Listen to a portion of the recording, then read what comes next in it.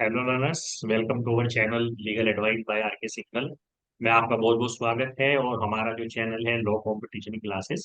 देखिए, मेरा नाम राजीव कुमार सिंघल है and I am teaching law for UGC net. और मेरा अपना 25 ईयर्स का एक्सपीरियंस है, जो पहले 24 ईयर्स का था, 25 ईयर्स का हो गया है, 1 ईयर और बढ़ गया है एक्सपीरियंस में। और इसी सीक्वेंस में एक्सपीरियंस के साथ साथ कुछ सफलताएं हैं, है ना, कुछ अचीवमेंट्स हैं जो हमारे लर्नर्स ने अचीव किए हैं इस दौरान में। तो आज हमारे साथ हैं प्रणाली जी।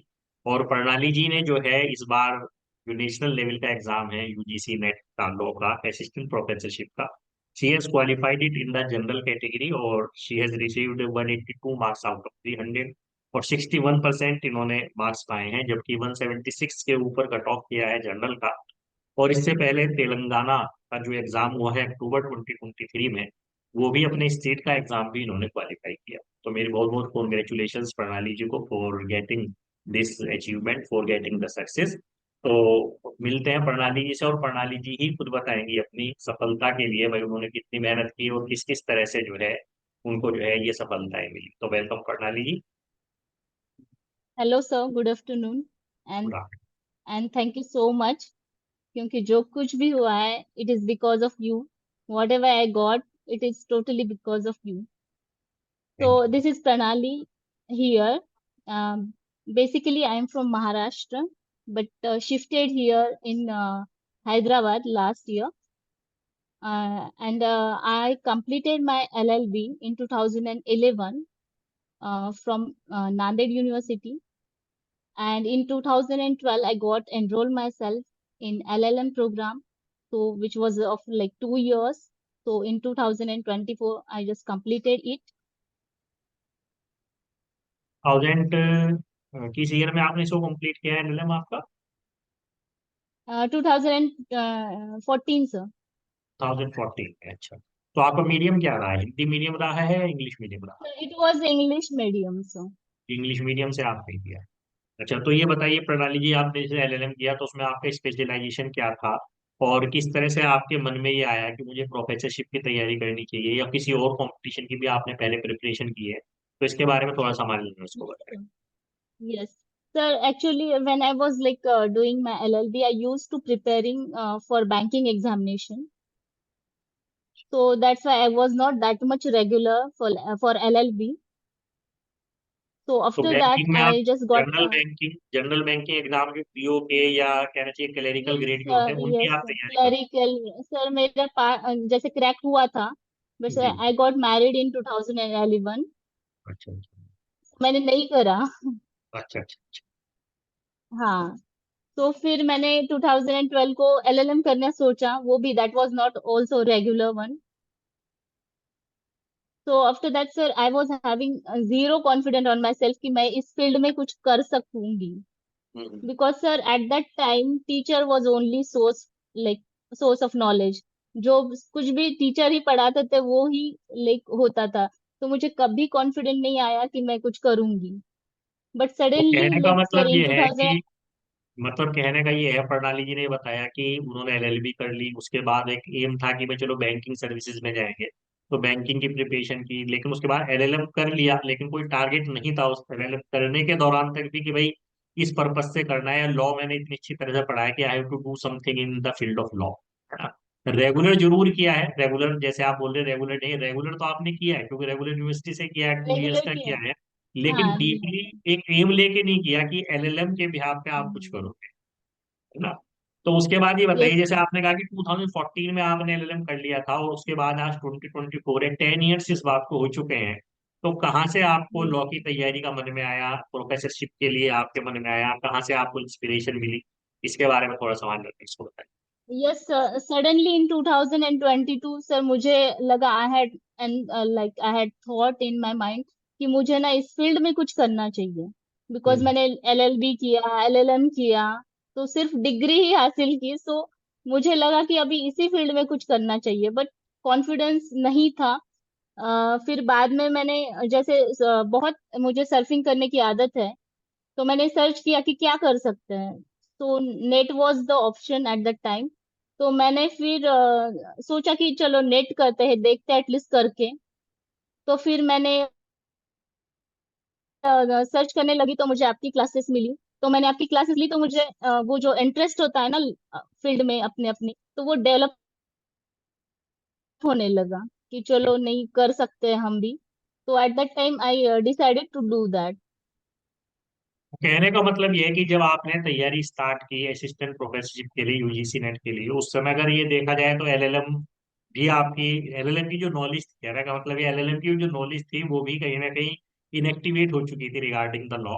और आपने हमारी क्लासेस को, जैसे यस आपने कहा सर। सर्फिंग की, आपको बहुत ज्यादा आदत थी, आपने यूट्यूब पे सर्च किया, कहीं से आपको मेरी क्लासेस मिल गई देखने के लिए, तो आपको ये लगा कि आपको कुछ इंटरेस्ट बना और आपको ये लगा कि इट इज आल्सो इंटरेस्टिंग और I can do something in this field. और इसके बाद ही आपने जो है अपनी जो है सिंसियरली तैयारियों को स्टार्ट किया। ठीक है, यस तो सर। ये एंड आई बताइए। Can say sir, hmm, excuse me sir, just I can say you are the only one, like you are the first teacher of mine, I can say कि जो जिनसे मैंने law पढ़ा है अच्छा अच्छा अच्छा। और तो मुझे उसके बाद इंटरेस्ट डेवलप हुआ है। इंटरेस्ट डेवलप, अच्छा ये बताइए कि आपने जो है जो लॉ पढ़ा है वो हमारी फ्री क्लासेस को देख कर किया, या आपने कोई सब्सक्रिप्शन लिया, या कब से आपने जो है ज्वाइन किया, इसके बारे में थोड़ा सा मेरे को सर बताएं। एक्चुअली मैंने, हाँ, मार्च में सब्सक्रिप्शन लिया आपका। पहले तो मैं लाइक यूट्यूब पे ही पढ़ती थी, हम्म। तो मार्च मार्च में ट्वेंटी मैंने सब्सक्रिप्शन लिया। मार्च ट्वेंटी हाँ, ट्वेंटी ट्वेंटी थ्री 23, या मार्च ट्वेंटी तो ट्वेंटी उस थ्री टाइम में से मैंने आपने। पढ़ हम्म। सब्सक्रिप्शन लिया। हाँ हाँ। एक अटेम्प्ट मैंने ऐसे ही दिया कि आपकी क्लासेस देख के यूट्यूब की, तो अच्छा। उसमें भी थोड़ा बाकी था, लाइक थोड़े मार्क्स से चल रह गया मेरा, लाइक जी थोड़ा जी। सा। तो फिर हम्म। उसके बाद मैंने सेकंड अटेम्प्ट के लिए फिर आपका लिया हम्म। सब्सक्रिप्शन। हम्म। तो उस टाइम हमारी शिफ्टिंग हो गई थी sir. Earlier I was in Gujarat, so from there to here like in Hyderabad. तो मैंने आपको कॉल भी किया था जून अटेम्प्ट के बाद कि हम्म। सर मेरा तो बीच में गैप हो गया है, तो अब मैं कैसे पढूं। हम्म। तो आपने मुझे सजेस्ट किया कि गैप हो कुछ हो, आपको ना गो थ्रू करना ही चाहिए, जो जो है, जो वीडियोस मैंने अपलोड करी है एक बार गो थ्रू करो अच्छे से। तो सर मैंने जुलाई से इतना अच्छे से पढ़ा है, 6 मंथ्स, फॉर 6 मंथ्स, कि मेरा दोनों भी हो गया सर। टीएस सेट भी हो गया और नेट भी निकल गया। मतलब कहने का ये है कि सब्सक्रिप्शन लेने के बाद भी जो है, due to shifting of the job, मतलब आपके हस्बैंड शायद जॉब करते होंगे तो उनकी शिफ्टिंग की यस, वजह से आपकी यस, पढ़ाई में गैप आया। लेकिन चूंकि रिकॉर्डिंग आपके पास अवेलेबल थी, कोर्स आपने लिया हुआ था पहले से, तो वो जो रिकॉर्डिंग्स आपके पास अवेलेबल थी उनसे आपने बार बार अपने लेक्चर्स को रिवाइज किया, अपने नोट्स को रिवाइज किया। और उसके बाद में आपने जो है तेलंगाना का पेपर अक्टूबर 2023 में क्वालिफाई कर लिया, और साथ में यूजीसी नेट असिस्टेंट प्रोफेसरशिप का पेपर भी आपका क्वालिफाई। तो प्रणाली जी ये बताइए कि ये जो मटेरियल आपने पढ़ा है, ये जो आपको क्लासेस मिली हैं, क्या आप समझती हैं कि they are far more sufficient to prepare for the exam, या इसके अलावा भी कुछ और हमें करना चाहिए, या थ्योरी क्लासेस ही सफिशिएंट है, इसके अलावा आपको प्रीवियस ईयर क्वेश्चंस करने चाहिए, एमसीक्यूज करने चाहिए? थोड़ी सी तैयारी की स्ट्रेटेजी के बारे में भी लर्नर्स को बताएं। सर एक्चुअली लास्ट के 2 अटेम्प्ट मैंने दिए थे, तो मुझे लगा कि सिर्फ मैंने थ्योरी पे ध्यान दिया था, तो पीवाईक्यू रह गए थे मेरे। लेकिन आपका जो कोर्स आया था ना, that was very helpful to me, कि उसकी वजह से मैं बोलती हूँ कि मेरा निकल गया दोनों exams, I crack because of that only. तो मतलब आप ये कहना चाह रहे मीन्स हैं कि आपको कॉन्सेप्ट प्लस पीवाईक्यू करने ही चाहिए। हाँ, मतलब दोनों चीजें आपको तैयार करनी पड़ेगी, थ्योरी भी करनी पड़ेगी, previous year yes questions sir. भी करने पड़ेंगे। तो एक बात मैं और बताइए यस। प्रणाली है, आपने प्रीवियस ईयर क्वेश्चंस प्रिपेयर किए, तो प्रीवियस ईयर क्वेश्चंस तो वो शायद यूजीसी नेट के लिए ही हम कराते हैं। आपने पेपर दिया तेलंगाना स्टेट का, क्या तेलंगाना का जो स्टेट एलिजिबिलिटी टेस्ट है जो आपने क्वालिफाई किया है, क्या उसके लिए भी same syllabus, same material, same P Y Qs ही सफिशिएंट है, उसके लिए अलग से तैयारी करनी चाहिए? सर उसके लिए भी जो आपका जो मटेरियल है दैट वाज वेरी सफिशिएंट, क्योंकि कैसे होता है वो बेसिक ही पूछते हैं। सेट का एग्जामिनेशन मैंने ऑब्जर्व किया कि उन्होंने बेसिक ही पूछा था, ऐसा नहीं है कि बहुत ज्यादा स्टैंडर्ड हाई लेवल था। सो हम्म। बेस में से ही आते हैं। कभी कभी क्या होता है ना सर, कि हम जब प्रिपरेशन करते हैं तो वो लाइक हम ना मॉडरेट लेवल पे ही चलते हैं, ना हमारा हाई होता है ना लो होता है। तो इसकी वजह से हम बीच में अटक जाते हैं। लेकिन कभी कभी ना नीचे से भी क्वेश्चंस आते हैं और ऊपर वाले भी क्वेश्चंस आते हैं, तो अकॉर्डिंगली हमें उस टाइप से प्रिपेयर रहना चाहिए।